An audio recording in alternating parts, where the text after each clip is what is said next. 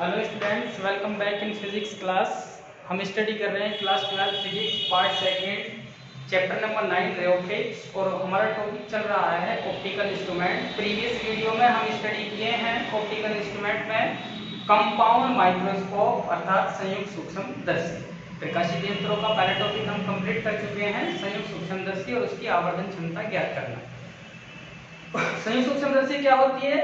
वो हमारे काम में आती है छोटी जो वस्तुएं होती हैं उनके बड़े प्रतिबिंब देखने के लिए। अब हमारे पास में दूसरी ऑप्टिकल इंस्ट्रूमेंट या प्रकाशिक यंत्र होता है जिसको हम खगोलीय दूरदर्शी कहते हैं। क्या कहते हैं बेटा? खगोलीय दूरदर्शी। इसका काम क्या है? ये दूरदर्शी है तो इसका काम होता है दूर स्थित बड़े बड़े पिंड जो हमको छोटे दिखाई देते हैं, इन प्रकाशिक यंत्रों की सहायता से उनके जो बड़े पिंड छोटे दिखाई देते हैं उनके बड़े ऑब्जेक्ट जो बड़े इमेज हैं, जो ऑब्जेक्ट है हमारा उसकी बड़ी इमेज देखने के लिए ये प्रयोग में लाई जाती है। ठीक है, तो खगोलीय दूरदर्शी है एस्ट्रोनॉमिकल टेलीस्कोप।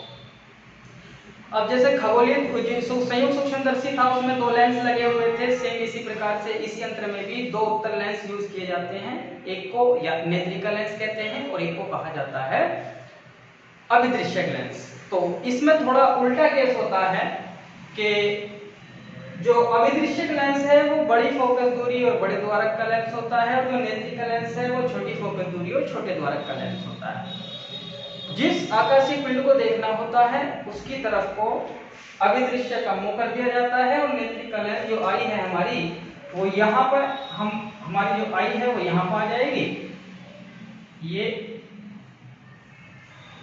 ये हमारी आई है, यहाँ से नेत्रिका लेंस से पहले जो है हमारी आई, यहाँ से हम ऑब्जेक्ट की इमेज देखेंगे तो हमें अंतिम प्रतिबिंब बनता हुआ दिखाई देगा। ठीक है, चलिए अब देख लेते हैं कि इसमें किस प्रकार से प्रतिबिंब दिखाई देते हैं। तो ये क्या है? अभिदृश्यक लेंस। ये क्या है? नेत्रिका लेंस। दो लेंस हो गए। नेत्रिका लेंस इसमें छोटी फोकस दूरी का होता है, अभिदृश्यक लेंस बड़ी फोकस दूरी का होता है। तो बड़ा लेंस अभिदृश्यक हो गया, छोटा लेंस नेत्रिका हो गया। जिस ऑब्जेक्ट को देखना है उसकी तरफ कौन सा हो जाएगा? अभिदृश्यक लेंस। और नेत्रिका क्या है? जो आंख के पास रहेगा। अब कोई ऑब्जेक्ट है हमारा, ए भी बहुत दूरी पर स्थित है तो अनंत पर स्थित होता है। ये उत्तल लेंस की क्वालिटी ये होती है कि अनंत से जो अनंत पर रखी हुई वस्तुएं होती हैं ये उसका प्रतिबिंब अपने फोकस पर बनाता है, वास्तविक उल्टा और वस्तु से छोटा, बहुत छोटा बनाता है। तो क्या किया? ये भी ऑब्जेक्ट है, ये कोई बहुत दूरी पर स्थित है तो यहाँ से तो प्रकाश की किरणें आई और दोनों प्रकाश की किरणें जो ये हमारा FO लिखा हुआ है यहाँ पर, ये FO बिंदु पर फोकस दूरी ऑफ ऑब्जर्वर लेंस, फोकस दूरी ऑफ ऑब्जर्वर लेंस मतलब अभिदृश्यक लेंस की जो फोकल पॉइंट है यहाँ पर, यहाँ से यहाँ तक की फोकस दूरी पर फोकल पॉइंट जो है हमारा FO, उस बिंदु पर ये इस AB ऑब्जेक्ट का प्रतिबिंब बना देता है A', B' बना दिया। क्यों? क्योंकि उत्तल लेंस की क्या है? एक लॉ है हमारा कि अनंत पर रखी वस्तु का प्रतिबिंब फोकस पर बनाता है। कैसा बनाता है? वास्तविक उल्टा। ठीक है, और वस्तु से छोटा। अब ये वाला जो A' B' है ये इस नेत्रिका लेंस के लिए वस्तु का कार्य करेगा। काय का कार्य करेगा? वस्तु का कार्य करेगा। जब इसका वस्तु का कार्य करेगा तो ये ऑप्टिकल सेंटर और F' मतलब ये फोकस बिंदु है नेत्रिका लेंस के लिए, इन दोनों के बीच में आ रही है वस्तु, तो ये इसका कैसा प्रतिबिंब बनाएगा? आभासी प्रतिबिंब बनाएगा। कैसा प्रतिबिंब बनाएगा बेटा? आभासी प्रतिबिंब बनाएगा, सीधा बनाएगा। ठीक है, तो ऑब्जेक्ट नीचे को रखा हुआ है तो इस नेत्रिका लेंस से A' B' का प्रतिबिंब क्या प्राप्त होता है? A', B', जो अंतिम प्रतिबिंब है वो नेत्रिका लेंस बनाता है। क्योंकि उत्तल लेंस की क्या क्वालिटी होती है कि जब वस्तु को फोकस के ऑप्टिकल सेंटर प्रकाशिक केंद्र के बीच में रख दिया जाता है तो उत्तल लेंस वस्तु का प्रतिबिंब आभासी, सीधा और आवर्धित बनाता है, अर्थात वस्तु से बड़ा बनाता है। यही काम इसने किया है नेत्रिका लेंस ने। A' B' का प्रतिबिंब A', B' इससे बड़ा बना दिया। और कैसा बनाया है? आभासी। ठीक है, कैसा बनाया है? वस्तु से बड़ा बनाया है। और कैसा बनाया है? सीधा। नीचे को रखी हुई थी तो नीचे को ही बनाया। ठीक है, और इसने कैसा बनाया था? ये ऊपर को रखी हुई थी तो नीचे को इसने वास्तविक और उल्टा बनाया था। तो ये हमको अंतिम प्रतिबिंब दिखाई देगा आवर्धित। ठीक है, तो ये तो था प्रतिबिंब का बनना कि किस प्रकार से प्रतिबिंब बनाया जाता है एस्ट्रोनॉमिकल टेलीस्कोप से। अब ये वाला जो अंतिम प्रतिबिंब बना है इसको हमने यहाँ पर रखा हुआ है कि कितनी दूरी पर बन रहा है, स्पष्ट दृष्टि की न्यूनतम दूरी d पर बन रहा है। ठीक है, ओके। यहां से O से ये जो पॉइंट है FO, यहाँ चूंकि यहाँ से यहाँ तक की इसकी फोकल लेंथ होगी, अभिदृश्यक लेंस की फोकल लेंथ तो होगी, जब इसके फोकस पर केंद्रित कर देता है प्रकाश, अनंत से आने वाली प्रकाश की किरणों को, तो प्रतिबिंब बन रहा है, तो ये फोकल दूरी के बराबर बनेगा। ठीक है, चलिए अब निकाल लेते हैं हम खगोलीय दूरदर्शी की आवर्धन क्षमता। क्या निकाल लेते हैं, ये इंपॉर्टेंट है, आवर्धन क्षमता। एग्जाम के पॉइंट ऑफ व्यू से कंपाउंड माइक्रोस्कोप और ये एस्ट्रोनॉमिकल टेलीस्कोप, इसको अपवर्तित दूरदर्शी कहा जाता है। दूरदर्शी भी हमारी दो प्रकार की होती है, एक अपवर्तित और एक परावर्तित। परावर्तित हम नेक्स्ट वीडियो में स्टडी करेंगे, जो इस चैप्टर का लास्ट टॉपिक रहेगा।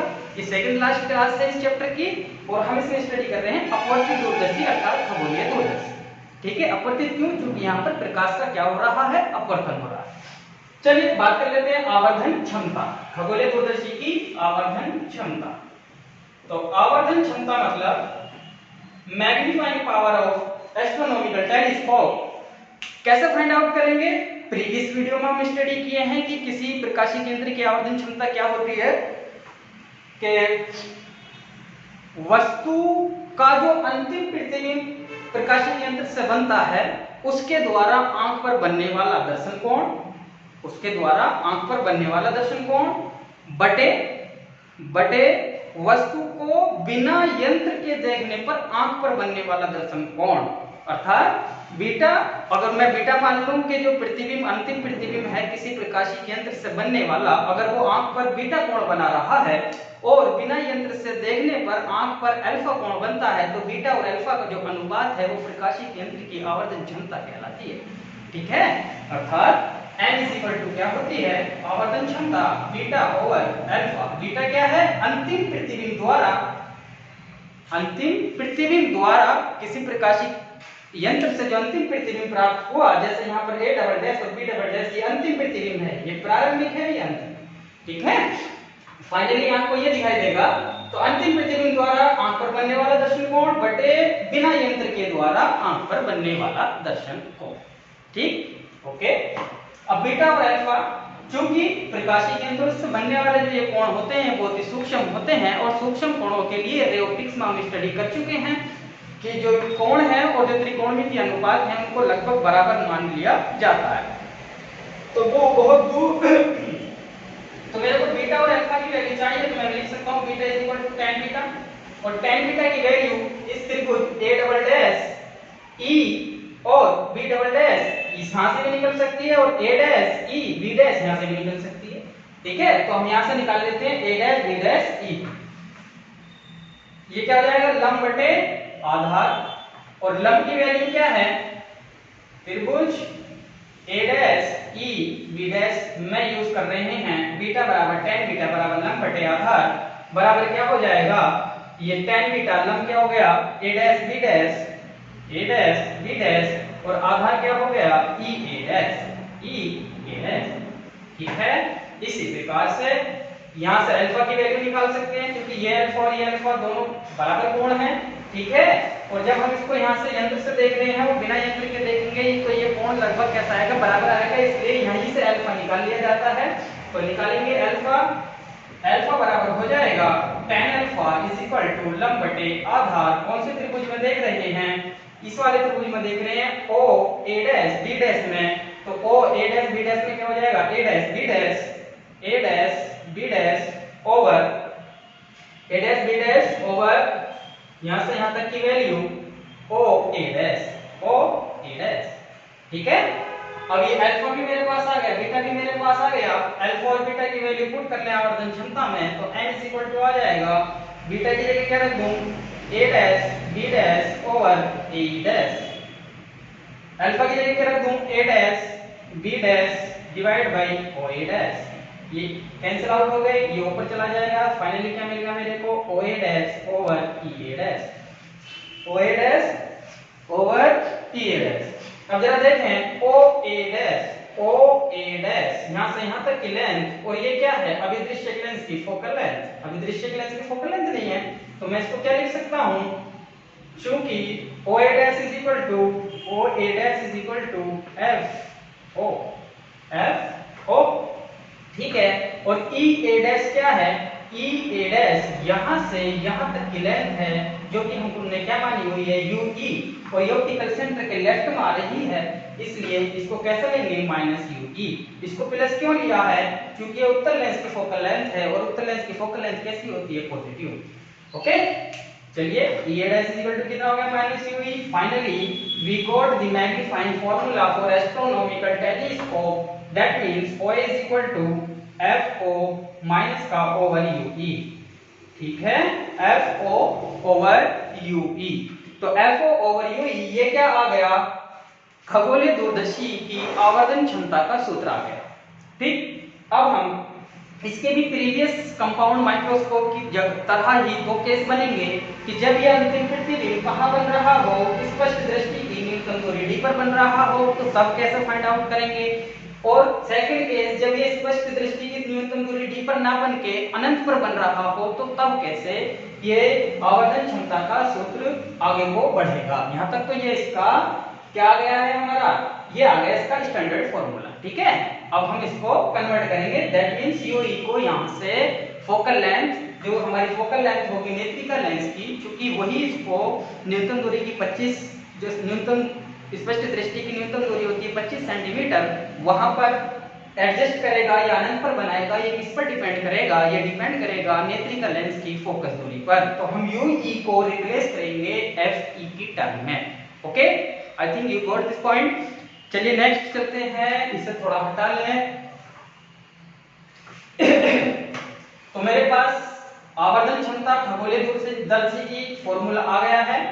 ये फॉर्मूला है m is equal to minus fo over ue। First case जब अंतिम प्रतिबिंब स्पष्ट दृष्टि की न्यूनतम दूरी d पर बने, न्यूनतम दूरी d पर बने, न्यूनतम दूरी d पर बने, प्रतिबिंब बन रहा है स्पष्ट दृष्टि की न्यूनतम दूरी, दैट मींस जो अंतिम प्रतिबिंब है a double dash b double dash, उसकी e से दूरी कितनी है, d है, ठीक है। ये इसके लेफ्ट साइड में आ रहा है, तो ये v की वैल्यू क्या रख सकते हैं, लेंस के सूत्र में माइनस d रख सकते हैं। फोकस दूरी F E is equal to हो जाएगा एफ ई प्लस की, किसकी, ये तो लेंस बना रहा है, तो फोकल लेंथ किसकी हो गई, नेत्रिका लेंस की।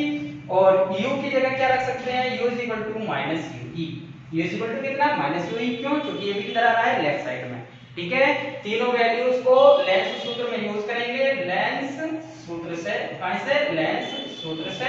अब जब लेंस सूत्र हमारे पास होता है 1/f is equal to 1/v minus 1/u, f की जगह क्या आ जाएगा 1/f इज इक्वल टू हो गया minus 1/d, minus minus plus हो गया 1/ue, ठीक है। ue इसको इधर ले आओ तो 1/fe plus 1/d is equal to हो गया 1/ue। हो गया बेटा, कितना हो गया 1/ue।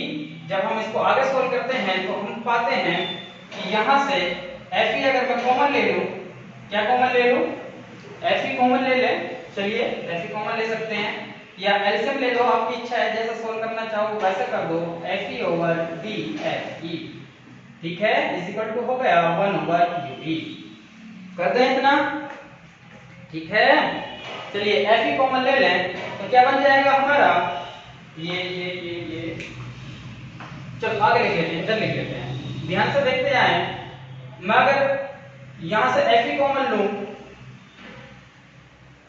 तो ये क्या बन जाएगा 1/Fe into 1 plus Fe over D is equal to 1/UE।